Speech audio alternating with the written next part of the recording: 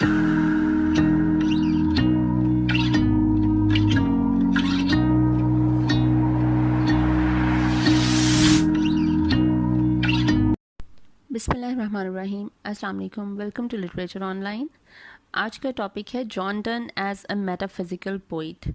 तो John Donne की जो डेट ऑफ बर्थ है वो आपको पता है 1572 है और डेट ऑफ डेथ 1631 है, ठीक है। तो इसलिए अब आपको इससे आइडिया हो जाना चाहिए कि इसकी 16th सेंचुरी का जो एंड था उसमें इसने जो है वो काम करना शुरू किया और इसकी पोइट्री आई। और अब इसको एज अ मेटाफिज़िकल पोइट समझने के लिए सबसे पहले इसका बैकग्राउंड समझें कि उस वक्त क्या सूरत हाल थी कि 16th सेंचुरी के एंड तक और 17th सेंचुरी का जो फर्स्ट डेकेड रहा उसमें एक रिवोल्ट आया एलिज़ाबेथन पोइट्री के अगेंस्ट। लोग एलिज़ाबेथन पोइट्री की जो बहुत ज़्यादा मिठास थी, जो एक पेट्रार्कल किस्म की जो पोइट्री आती थी, उसके ख़िलाफ़ जो है वो होना शुरू हो गया कि ये बहुत ज़्यादा जो है वो चीज़ों को एग्जैजरेट किया जाता है, बहुत ज़्यादा मेलोडियस और बहुत ज़्यादा शुगर कोटेड होती है, ठीक है। कि आपको जो हीरो है, जो आदमी है, आदमी को as a hero, as a king, as a courtier, as a warrior जो है वो शो कर रहे होते हैं वो पोइट्री में। और जो औरत है, औरत को सिर्फ एक शो पीस के तौर पे, जिसको सिर्फ खूबसूरती को ही बयान किया जाता है, सिर्फ यही होता था कि जो फीमेल को सिर्फ एज एन आर्टिफिशियल जो एक डेकोरेशन पीस होता है उसके तौर पर यूज़ किया जाता था और उसी तरह उसको पोइट्री में रखा जाता था। अब उसके खिलाफ आया रिवोल्ट 17th सेंचुरी के स्टार्ट में। लोगों ने कहा कि औरत की, ये जो पोइट्स हैं इन्होंने कहा कि जिस तरह ये हम सिर्फ जो एक अपेरेंट जो एक चीज़ें नज़र आ रही हैं और हम जो एक क्लासिकल पीरियड को ही, ज़माने को ही हम दोहराए जा रहे हैं, तो हमें अब एक चेंज की ज़रूरत है। वो चेंज ये होगी कि हम इंसान को उसकी फीलिंग्स को लिखना शुरू करें। ऑब्वियसली मर्द और औरत एक वॉरियर से अब निकल कर, एक शो पीस से निकल कर एक आम इंसान है, उनके अंदर इमोशंस हैं, फीलिंग्स हैं, पैशंस हैं, and we need to talk about that. हमें एक आम इंसान के बारे में इस तरह से बात करनी चाहिए, उनकी फीलिंग्स के बारे में बात करनी चाहिए, एक्सप्रेसिव होना चाहिए। अब हम एक्सप्रेसिव होंगे, हम इन चीज़ों को अगर वर्ड्स में एक्सप्रेस करना शुरू करेंगे तो बाकी लोग उसको समझने की कोशिश करेंगे और वो जो एक चीज़ चली आ रही है उस चीज़ को हम लोग ख़त्म कर सकेंगे, ठीक है। एक नया दौर है तो नए दौर में एक नया एक चेंज भी आना चाहिए, ठीक है। So the style of metaphysical is as compared to others is the one conveying the most fantastic thought in the most correct language, the others using the most fantastic language for the most trivial thought। अब वो कह रहा है कि ये जो metaphysical हैं इन्होंने बहुत ही जो खूबसूरत जो एक थॉट है उसको बहुत ही सही लफ्ज़ों में बयान करते थे, जबकि जो एलिज़ाबेथन थे, जो इनसे पहले के लोग थे, वो क्या करते थे, वो छोटी सी सोच को बहुत ही बड़ी बड़ी जो है वो लैंग्वेज में यूज़ करते थे, ठीक है। सब्लाइम लैंग्वेज यूज़ करते थे, ठीक है, बहुत ही ज़्यादा। तो ग्रैंड्योर बहुत ज़्यादा था, पहले वाली पोइट्री में बहुत ज़्यादा ग्रैंड्योर था, बहुत ज़्यादा सब्लिमिटी थी, सब्लाइम लैंग्वेज यूज़ करते थे। अब यहाँ पे उतनी हाईफाई लैंग्वेज अगर यूज़ होगी तो किसी मकसद की चीज़ के लिए यूज़ होगी, ठीक है। बिना मकसद के नहीं बात को एग्जैजरेट किया जाएगा और ग्रैंड्योर दिखाया जाएगा। ये एस.टी. कॉलरिज ने कहा। उसके बाद सर वॉल्टर कहते हैं they play with thought as the Elizabethan play with the words, कि जो एलिज़ाबेथन पोइट्री थी उसमें सिवाय लफ्ज़ों के कुछ भी नहीं था, उसमें कोई थॉट नहीं होती थी, कोई काम की बात नहीं होती थी। लेकिन जो अब मेटाफिजिकल पोइट्री है, मेटाफिजिकल पोइट्री वाकई में कोई सोच होती है पीछे जिस पे पोइट्री लिखी जा रही होती है, ठीक है। Metaphysicism in poetry is the fruit of renaissance tree becoming over ripe approaching putrescence, कि मेटाफिजिकल पोइट्री जो है वो एक किस्म का रेनेसेंस का फ्रूट है, ठीक है, कि जो एक ओवर राइप हो जाता है। जिस तरह जो फल है वो पहले पकता है, राइप होता है, उसके बाद ओवर राइप होने का मतलब है ज़्यादा गल सड़ जाता है। तो बिल्कुल ये एलिज़ाबेथन पोइट्री भी अब उस स्टेट में आ गई है कि ये गल सड़ गई है, मतलब इसकी कोई अहमियत नहीं रही, ना कोई मकसद रहा है, ना कोई सोच रही है इसके पीछे। तो अब हम समझते हैं कि मेटाफिजिकल है क्या, इसका क्या मतलब है। मेटा का मतलब है beyond and physical means surroundings, आपके इर्द गिर्द की चीज़ें, आपका इन्वायरमेंट, आपके एटमॉस्फेयर, आपके इर्द गिर्द के लोग, what ever is in your surrounding is physical, ठीक है, जो फिजिकल चीज़ें हैं। तो मेटाफिजिकल का मतलब हुआ beyond surroundings, to see and think beyond imagination, beyond surroundings. आप अपने इर्द गिर्द की चीज़ों से बाहर निकल के आपकी इमेजिनेशन को ब्रॉड करना, वसी करना, ठीक है, वो है मेटाफिजिकल। मेटाफिजिकल पोइट्री क्या है, जो हेवनली हो पोइट्री, स्पिरिचुअल हो, इंटेलेक्चुअली थॉटफुल हो, बियॉन्ड आर्टिफिशियल वर्ड हो, so deep philosophical and argumentative हो, इज कॉल्ड मेटाफिजिकल पोइट्री, ठीक है। Metaphysical poetry is inspired by the philosophical conception of the universe and the role assigned to the human spirit in the great drama of existence. कि ये आपकी जो philosophical conception of universe है ना, universe का जो कॉन्सेप्ट है वो इस मेटाफिजिकल पोइट्री जो है ये जब करते हैं तो ये यूनिवर्स का कॉन्सेप्ट, हमारी जो ह्यूमन मैनकाइंड की एग्जिस्टेंस का कॉन्सेप्ट है, उन सबको मिला जुला के ये मेटाफिजिकल पोइट्री में कॉन्सेप्ट्स को यूज़ किया जाता है, उन आइडियाज़ को वर्ड्स में एक्सप्रेस किया जाता है और रिलेट किया जाता है किसी ना किसी इमोशन के साथ. ठीक है. Metaphysical poetry implies the characteristics of complexity, blend of passion, imagination, intellectual tone, abundance of wit है. ठीक है. Fusion of intellect and emotions होगा, इमोशन होगा लेकिन उसका फ्यूजन होगा, ब्लेंड होगा अकल के साथ, सोच के साथ, एक आइडिया के साथ, इंटेलेक्ट के साथ. ठीक है. क्लोकियल आर्ग्यूमेंटेटिव टोन होगी, आर्ग्यूमेंटेटिव लाइक जो पहला ही जो पोइम शुरू होगी वही एक आर्ग्यूमेंट टाइप से शुरू होगी. ठीक है. जिस तरह वो कहता है बिजी ओल्ड फूल सन, वो ऐसे कहता है ना, तो वो वाली जो है. स्कॉलरली एलुजन्स होंगे, इसमें जो रेफरेंसेस यूज होंगे, एलुजन्स होंगे, वो स्कॉलरली होंगे, एक आम बंदे की वो समझ से बाहर होंगे. ठीक है. वो एक स्कॉलरली चीज़ होगी. ड्रामेटिक टोन होगी, मतलब कुछ ड्रामा होगा, कोई डायलॉग होगा, कोई सिचुएशन पेश की जाएगी इसमें. जिस तरह डन की अक्सर पोइम्स हैं उसमें सिचुएशन है कि वो डिपार्ट कर रहा है, अपनी बिलव्ड से दूर जा रहा है, वो किसी और मुल्क में जा रहा है उसको छोड़ के. ठीक है. इस तरह की सिचुएशंस हैं. एंड फिजिकल एलिमेंट्स होंगे उसमें. ठीक है. Donne's poetry is concerned with emotions and personal experience. अब डन ने जो अपनी पोइट्री में जो ये मेटाफिजिकल एलिमेंट यूज़ किए हैं उसने अपने फिजिकल एक्सपीरियंसेस को रिलेट किया है हर चीज़ के साथ. ठीक है. अच्छा, अब डन की पोइट्री के 3 स्ट्रेन्स हैं, cynical strain, conjugal strain and platonic strain. जो सिनिकल स्ट्रेन है वो पोइम्स हैं जिसमें इसने बहुत ज़्यादा तल्खी और नफरत का इजहार किया है. जिस तरह गो and catch a falling star में सबसे ज़्यादा तल्खी का इजहार किया इसने औरतों के लिए. ठीक है. कॉन्जुगल स्ट्रेन जो है वो मैट्रिमोनियल है. ठीक है. जिस तरह वो कहता है द गुड मॉरो में कहता है, सन राइजिंग में कहता है, ये सारी कॉन्जुगल है, मैट्रिमोनियल है, जिसमें प्यार मोहब्बत है. ठीक है. प्लेटोनिक जो है वो प्योरिटी की तरफ है, जिसमें ये लाइक एक्सपायरेशन आ जाती है और बाकी जो इसकी डिवाइन पोइम्स आ जाती हैं वो प्लेटोनिक, वो जो एक्सपायरेशन है ये प्लेटोनिक होंगी, क्योंकि इसमें ये जिस्म की मोहब्बत से निकलकर रूह की मोहब्बत तक पहुंच गया. ये अक्सर जो अपनी पोइम्स में जिक्र करता है इन सारी चीज़ों का, तो वो यही कहता है कि हमारा जो ताल्लुक़ है वो जिस्म से निकलकर रूह तक पहुंच गया. हम एक दूसरे के सिर्फ बॉडी तक महदूद नहीं है, बॉडी हमारे लिए बाद में है, हम एक दूसरे के लिए बाकी सब कुछ हैं. ठीक है.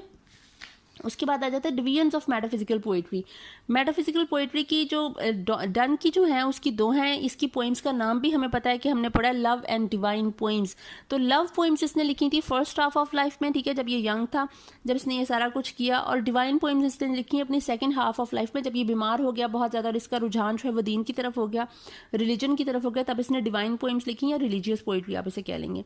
अब जो प्रॉपर्टीज़ हैं मेटाफिजिकल पोइट्री की डन की, उसकी हैं सबसे पहले है यूनिवर्सैलिटी. यूनिवर्सल किसे कहते हैं? यूनिवर्सल कहते हैं एक ऑन दी होल जब बात की जाती है जिसमें कंप्लीटनेस होती है. तो डन की पोइट्री को हम यूनिवर्सल इसलिए कहेंगे क्योंकि डन ने बात लव पोइम्स और डिवाइन पोइम्स दोनों लिखी हैं. उसने ना सिर्फ ये कि लव पोइम्स लिखी हैं, उसने डिवाइन पोइम्स भी लिखी.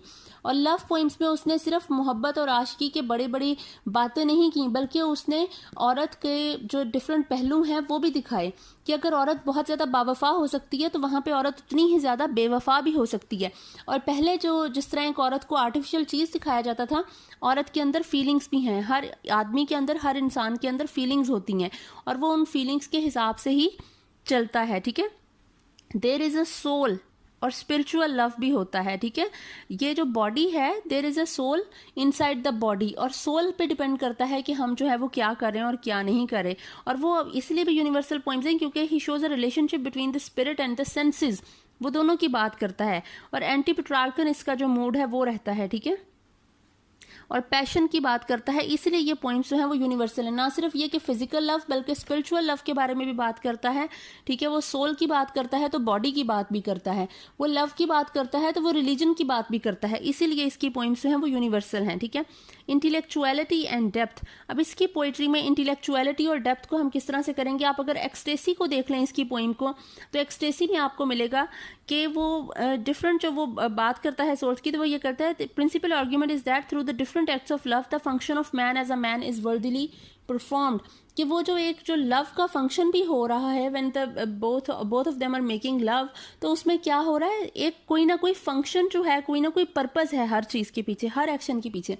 वो एक सिंपल से एक लव मेकिंग के सीन से आपको बताएगा कि ज़िंदगी में एग्जिस्टेंस का मकसद क्या है, हर चीज़ का, हर एक्शन का कोई ना कोई पर्पस है पीछे, ठीक है।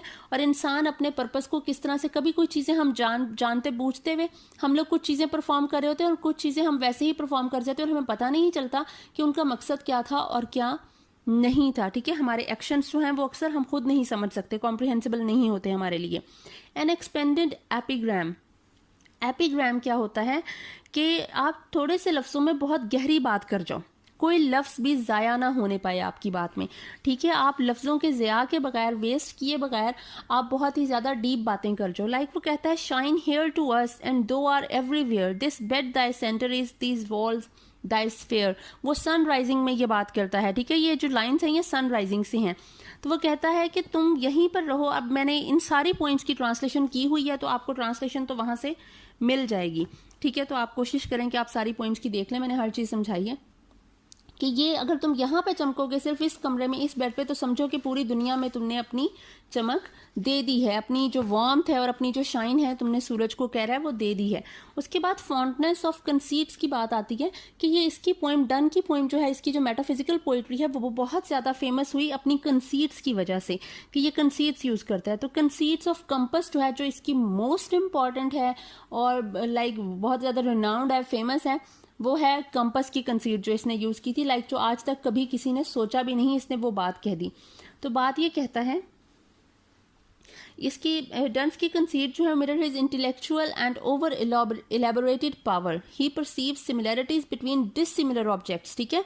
वो डिसिमिलर ऑब्जेक्ट्स में सिमिलैरिटीज को देख लेता है और फिर उसको वो रिलेट करता है, इसी को कहते हैं कंसीट, ठीक है। चाहे वो ज्योग्राफी से कोई कंसेप्शन ले, चाहे वो मिथ ले, चाहे वो नेचुरल साइंसेज ले, चाहे वो कुछ भी ले, वो क्या करता है, वो किसी ना किसी चीज़ को रिलेट कर देता है जो बिल्कुल ही इररेलेवेंट होती है, ठीक है। अब वैलिडिक्शन फॉरबिडिंग मॉर्निंग में ये कंपस की कंसीट यूज करता है। वो कहता है कि तो हम जो दोनों हैं ना, वो कंपस के दो हैंड्स की तरह पे हैं, ठीक है।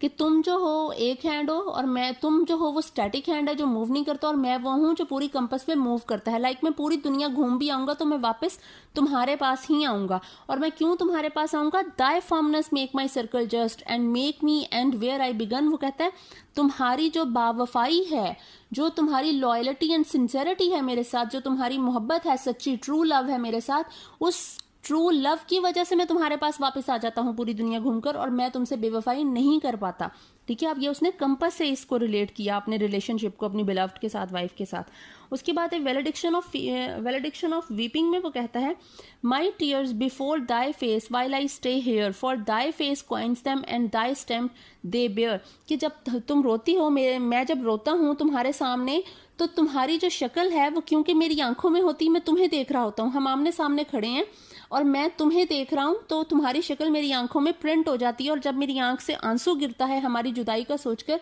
तो उस आंसू में क्योंकि तुम्हारी शक्ल होती है तो मेरे आंसू स्टैम्प होते हैं तुम्हारी शक्ल से।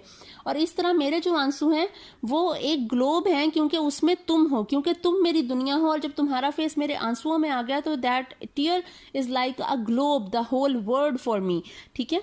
तो ये अब देखें कितनी अच्छी उसने एग्जांपल, ये कंसीट्स हैं इसकी, ठीक है। जो ये वैलिडिक्शन ऑफ वीपिंग से फिर ये लेता है, कितनी ज्यादा प्रोफ्यूजनेस है इसकी कंसीट्स में। फिर उसके बाद आ जाता है इसकी अगली कैरेक्टरिस्टिक है fusion of emotion and intellect.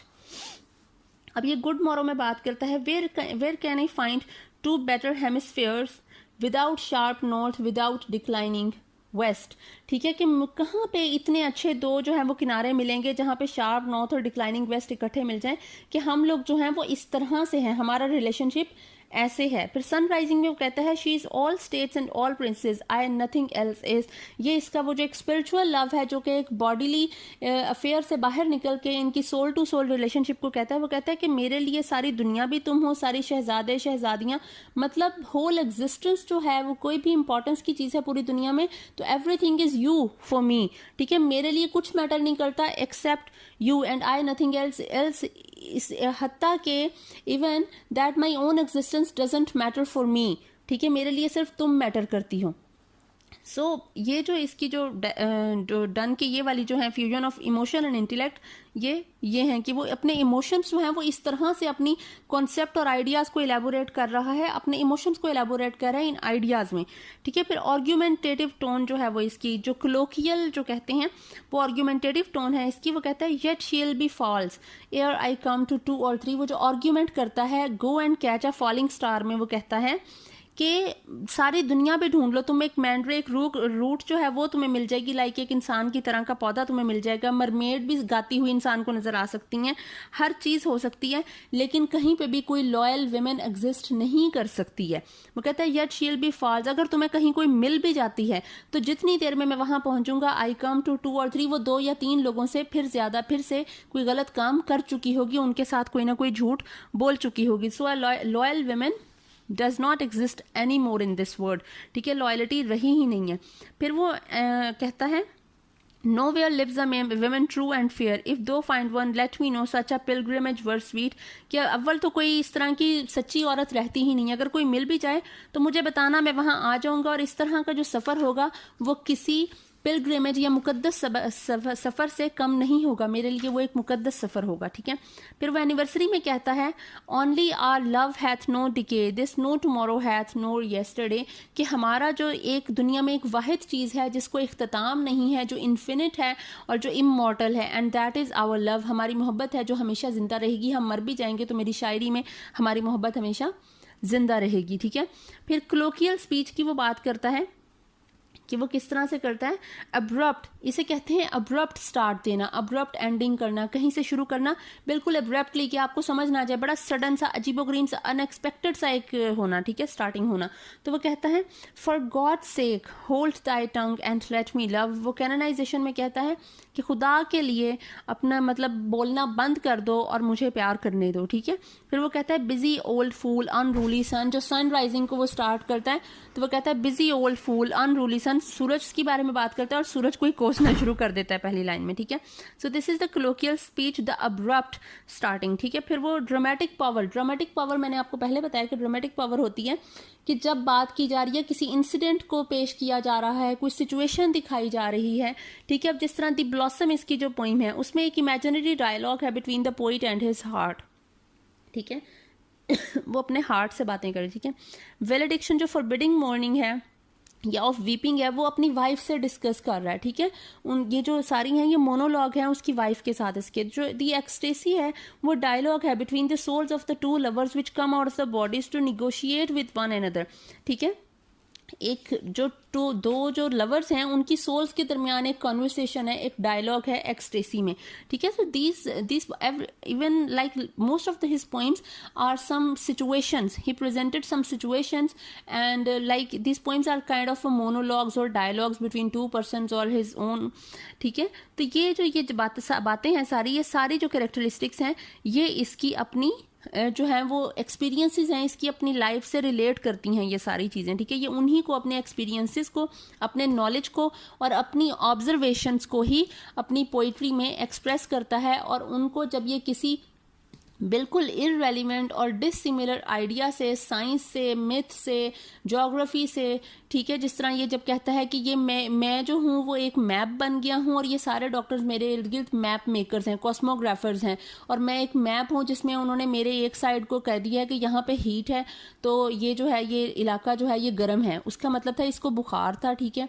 और इसकी तबीयत खराब थी। तो दीज आर द सिचुएशंस, उसने अपनी ऑब्जर्वेशन, अपने एक्सपीरियंसेस को लिखा और आइडियाज बियॉन्ड इमेजिनेशन थे जिनको इनके साथ रिलेट कर दिया और कंसीट्स बन गई, और that is how his poetry is metaphysical. I hope आपको समझ आ गई होगी। If there is any problem you can discuss with me. Thank you so much.